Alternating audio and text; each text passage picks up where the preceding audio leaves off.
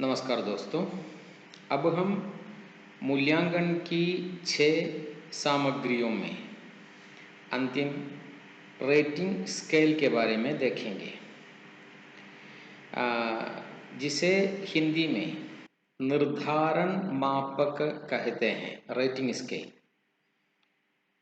Rating scale से छात्र की योग्यता और छात्र की उपलब्धि के स्तर आदि का निर्धारण आसान हो जाता है।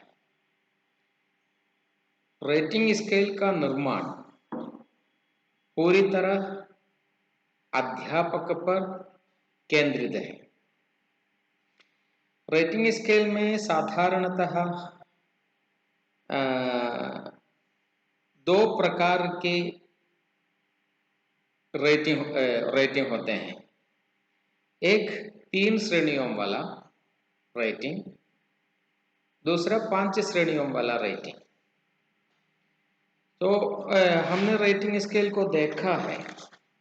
3 श्रेणियों वाले रेटिंग स्केल में उत्तम, संतोषजनक, साधारण रेटिंग इसी प्रकार के होते हैं।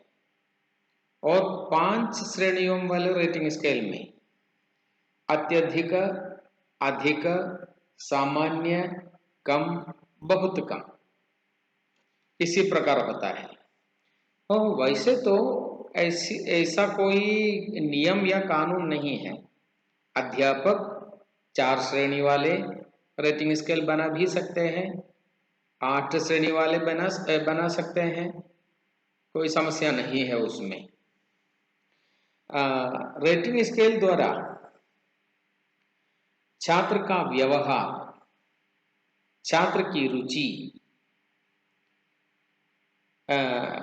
सामना करने वाली चुनौतियां आदि का निरीक्षण करके रेटिंग स्केल में स्कोर या अंक दिया करता है। देखिए, अब हम मूल्यांकन की 6 सामग्रियों के बारे में देखा। उन 6 सामग्रियों में पोर्टफोलियो, प्रदत्त कार्य, परियोजना, निरीक्षण, चेकलिस्ट और रेटिंग स्केल। मूल्यांकन की सामग्रियां कुछ भी हो,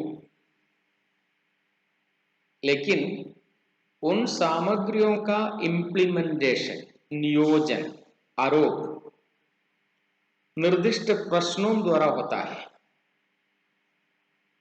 यह प्रश्न लिखित रूप में छात्र को देकर भी हो सकता है, या प्रश्न अध्यापक स्वयं बनाकर अपने पास सुरक्षित रख भी सकते हैं।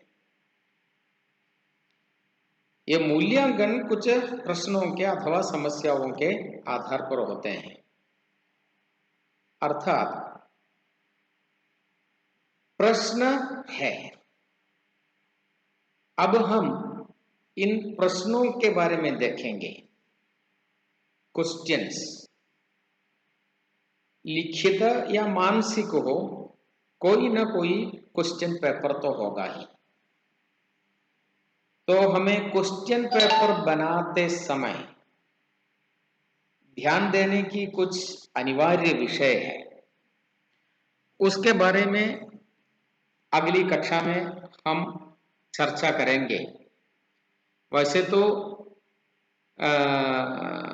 Teaching practice